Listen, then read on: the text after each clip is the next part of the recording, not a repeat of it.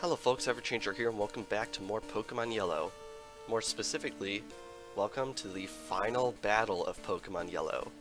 Over the past two episodes, we have conquered the entirety of the Elite Four. And this time, after learning from Lance here that Blue has defeated the Elite Four first and has ascended to the throne of champion, we are going to be going onwards to challenge him for said throne. As a reminder, this is our team going into the final battle of the game. We have Pikachu, level 56, Venusaur, level 55, Charizard, level 55, Blastoise, level 55, Nidoking, level 55, and Lapras, level 56. I think this team is probably a little overkill for this fight, but considering we have been seeing Pokemon in the 60s as of late, I feel like we shouldn't hold anything back. Without further ado, let's go onward. Hey, I was looking forward to seeing you, David. My rival should be strong to keep me sharp.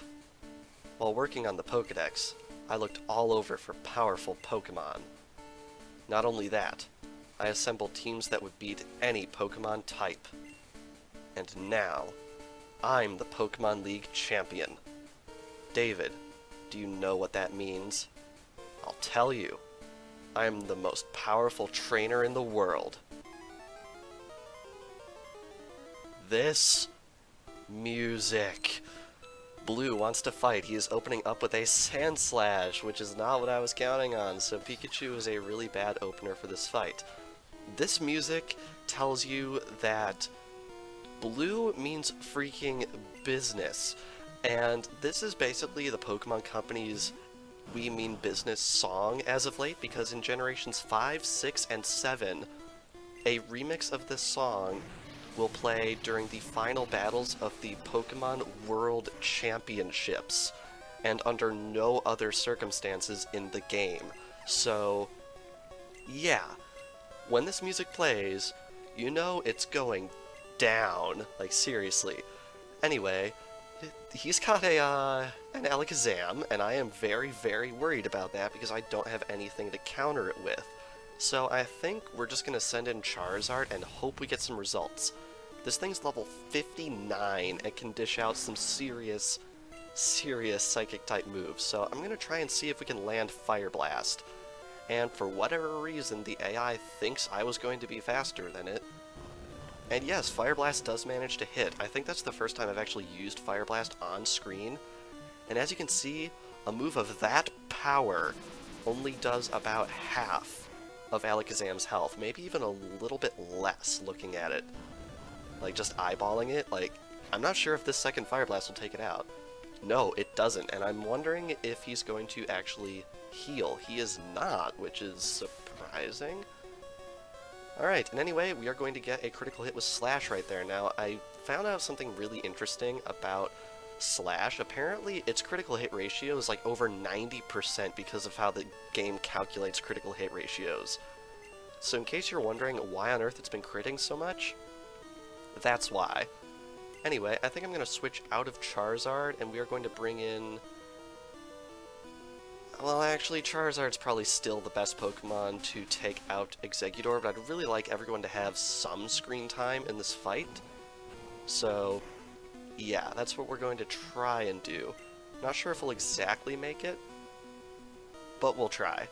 And that Stomp did a lot of damage, actually. Ow. Alright. Anyway, going to Flamethrower Exeggutor right here, which is actually also part Psychic-type, although I'm not sure how many Psychic-type moves it actually knows. Anyway, up next is Ninetales, so I'm going to switch into Lapras, because Ninetales is very, very vulnerable to Water-type moves, and Lapras hasn't seen any action in this fight yet. So, we are going to use Surf and see what we can get. Oh boy. I'm pretty sure I've gone over it before, but Fire Spin is basically a Fire-type version of Wrap, and you know what that means. The enemy's attack continues. Oh boy. Don't we all just love that? It's brutal, and it looks like he's already on turn 4 of this right here, when I think it's pseudo-random how many turns it's going to last, and unfortunately, it's faster than me. So, it's going to sort of lock me into this sort of feedback loop, I guess? I'm pretty sure the Pokemon we faced in Celadon that know this move were actually a little bit slower than us, but since this Ninetale's actually faster, we should count the fact that it missed just there as a massive blessing. Anyway, we managed to get a critical hit on it, which is kind of crazy. And we get a lot more experience. Up next is Magneton. I think Nidoking is definitely a really, really good matchup for this guy. So we are going to send it out. Magneton is level 63, which is insane. And luckily, it does not have any sort of way to avoid this earthquake right here, and it is 100% weak to it, which is very, very good. Not quad weak, because it doesn't have the steel type at this point in the series, but we one-shotted it all the same, so we're all good. Looks like we get one more Pokemon to level 56. And last up is Vaporeon. I believe the only Pokemon that hasn't had screen time in this fight as of yet is Venusaur, even though the only real reason Pikachu had screen time in this fight is because I sent it out first just as a formality. Oh well. Anyway, gonna try a Solar Beam right here, although I think there's a chance this Vaporeon might be capable of using Ice Beam? I'm not sure. Anyways, gonna use Mist right there, which is interesting, but we still hit it with Solar Beam. Now the question is, are we going to knock it out? It's 10 levels higher than us at 65. The most powerful Pokemon we've seen on our journey thus far. And yeah, I know the Toxic Leech Seed combo didn't get used in the entire Pokemon League, but honestly, I don't think it's really needed at this point. I feel like if we were lower leveled, though, it definitely would have been a lot more helpful. Anyway, Razor Leaf does actually get a critical and take out Vaporeon, which means we have won.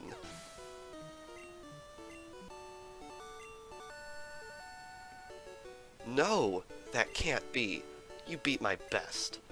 After all that work to become League Champ? My reign is over already? It's not fair. Why? Why did I lose? I never made any mistakes raising my Pokemon. Darn it. You're the new Pokemon League Champion. Although I don't like to admit it. David. So, you won. Congratulations. You're the new Pokemon League Champion. You've grown up so much since you first left with Pikachu. David, you have come of age. Blue, I'm disappointed. I came when I heard you beat the Elite Four, but when I got here, you had already lost. Blue, do you understand why you lost? You have forgotten to treat your Pokemon with trust and love. Without them, you will never become a champ again. David, you understand that your victory was not just your own doing. The bond you share with your Pokemon is marvelous. David, come with me.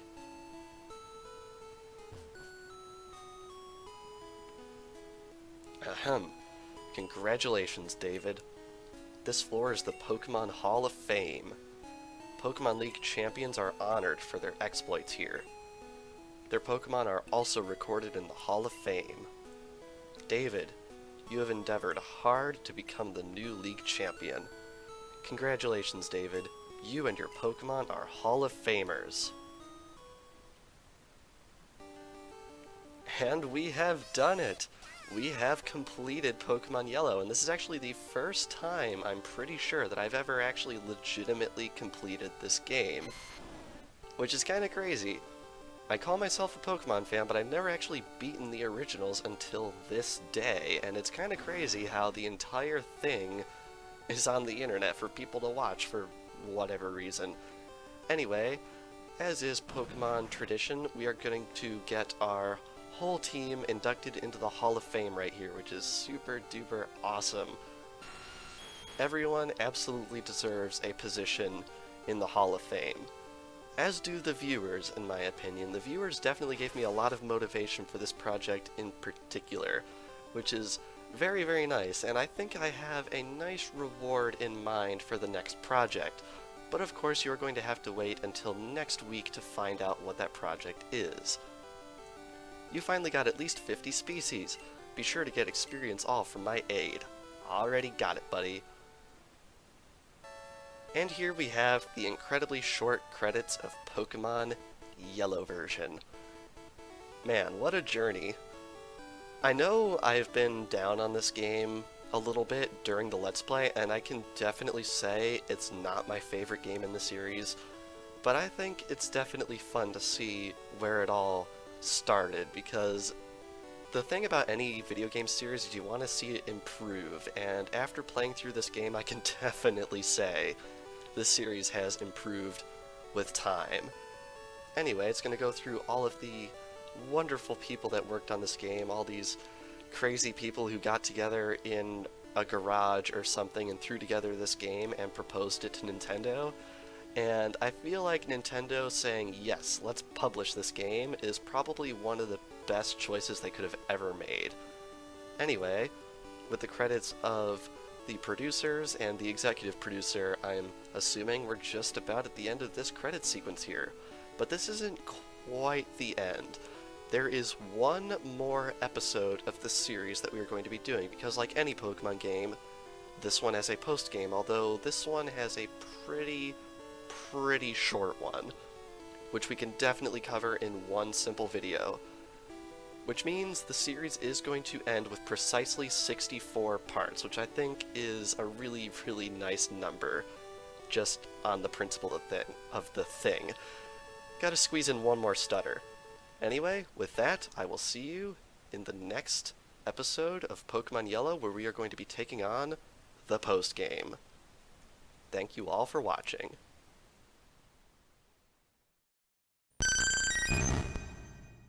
Showers 泡吐きポケモン高さ 1.0 メートル重さ 29.0 キログラム体の細胞の作りが水の分子と似ている水に溶けると見えなくなる